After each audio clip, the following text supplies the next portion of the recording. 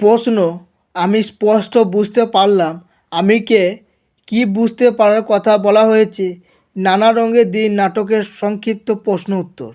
উত্তর, গণনাট্য আন্দোলনের নাট্যকার রূপে পরিচিত অজিতেশ বন্দ্যোপাধ্যায় রুশ নাট্যকার চেকভের সোয়ান সং নামক একাঙ্ক নাটকটির অনুকরণে রচনা করেন নানা রঙের দিন নামক নাটকটি, যেখানে রজনী নামক একজন বৃদ্ধ অভিনেতা একাকী শূন্য মঞ্চে দাঁড়িয়ে গভীর রাতের অন্ধকারে জীবনের ফেলে আসা দিনগুলির স্মৃতিচারণা করেছেন।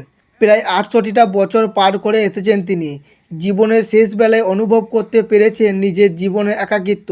যৌবন বয়সে যখন দর্শকদের হাততালি, তাদের অভিবাদন তাকে মুগ্ধ করেছিল, তখন অভিনয় জগৎ ছাড়া অন্য সব কিছুকে তিনি খুব সহজেই অবহেলা করেছেন। কিন্তু সময় থেমে থাকেনি। সময়ের পরিবর্তনের সাথে সাথে অভিনেতা রজনীকান্ত চাটুর্যের মূল অভিনেতার পাশাপাশি পার্শ্ব অভিনেতায় পরিণত হয়েছেন। বহু দর্শক যারা এক সময় তাকে মাথায় করে রাখত, পরবর্তীকালে তারাই সমালোচনা করতে শুরু করেছিল। তাদের মতে এইসব অভিনয় দেখেই ছেলে মেয়েদের ভবিষ্যৎ নষ্ট হয়ে যাচ্ছে। কিন্তু প্রতিভা তো অপমৃত্যু হয় না, তাই বারবার রজনীকান্তের শিল্পী সত্তা হাহাকার করে ওঠে ফেলে আসা দিনগুলিকে ভুলতে না পেরে।